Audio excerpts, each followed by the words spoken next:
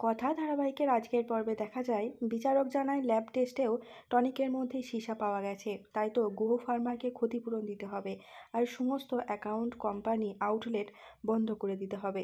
আমাদের আরও কিছু রিসার্চ রয়েছে, তাই 1 ঘন্টার পর ফাইনাল রায় জানানো হবে।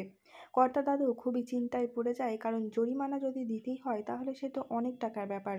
অগ্নিফোর পক্ষে তো আর সম্ভব নয়। তখনই প্রমিত আসে অগ্নিফোর পাশে, বলে, তুই তোর ফ্যামিলি ভাবতে পারিস আমাকে, আমি তোকে সাহায্য করব। কথা ভাবে শুধু জরিমানা নয়, নিজেদেরকে নির্দোষ প্রমাণ করতে হবে, কিন্তু এত অল্প সময়ের মধ্যে কিভাবে সম্ভব?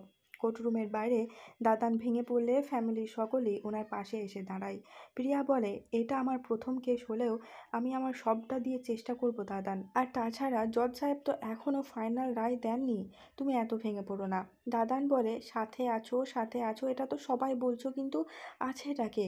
আমি তো আগেই বলেছিলাম যে সবাই ব্যবসার হাল ধরো, কিন্তু তখন কেউই আমার কথাটা শোনোনি। যদি তোমরা শুনতে তাহলে এই অবস্থাটা হতো না।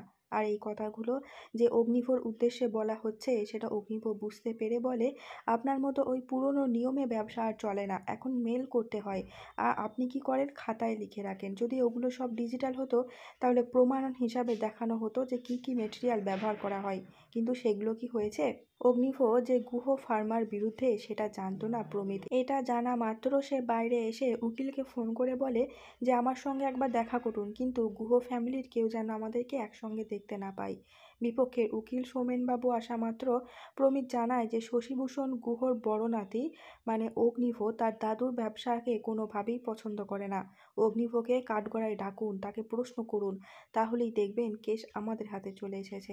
এখানে কথা কোর্টের বাইরে এলে সেখানে প্রমিত ও সৌমেন বাবুকে একসঙ্গে কথা বলতে দেখতে পাই, তবে তা আবছা। কথার সন্দেহ হলেও বিষয়টা তার কাছে পরিষ্কার হয় না। পাশেই দেখা যায় যেই অন্ধ লোকগুলোর ওপর ভিত্তি করে এই কেসটা সাজানো হয়েছে তাদের মধ্যে একটা লোক চায়ের দোকানে ঝগড়া করছে যে কিনা তার চায়ে নোংরা রয়েছে। এটা দেখে কথা তর্কে জড়িয়ে পড়ে, বলে, আপনি তো অন্ধ, তাহলে আপনার চায়ে যে নোংরা পড়েছে সেটা আপনি দেখলেন কিভাবে? দূর থেকে সৌমেন বাবু সবটা লক্ষ্য করে, বলে, এতবার ওদেরকে বললাম খুব সাবধানে থাকতে, ঠিক সেই বোকামি ওরা করেই ফেললো। এরপর কথাকে বলে, আপনি কি জানেন না যে অন্ধদের বাকি ইন্দ্রিয়গুলো খুবই সজাগ হয়? আর উনি অন্ধ নয়, এর প্রমাণ কি আছে আপনার কাছে? কথা চুপ করে যায়, বলে, আমারই ভুল হয়েছে, কোনো প্রমাণ ছাড়া আমি লড়াইটা লড়বো কিভাবে? আগামী পর্বে দেখা যায় কাঠগড়ায় দাঁড়িয়ে রয়েছে কথা, বলে, যে টনিকের শিশি আপনাকে পেশ করা হয়েছে সেটার লোগো আর গুহ ফার্মার লোগো আলাদা, লোগো নকল করা হয়েছে। দুটো লোগো মিলিয়ে দেখতেই হতবাক হয়ে যায় বিচারক। আর এখানেই শেষ হচ্ছে আজকের পর্বটি।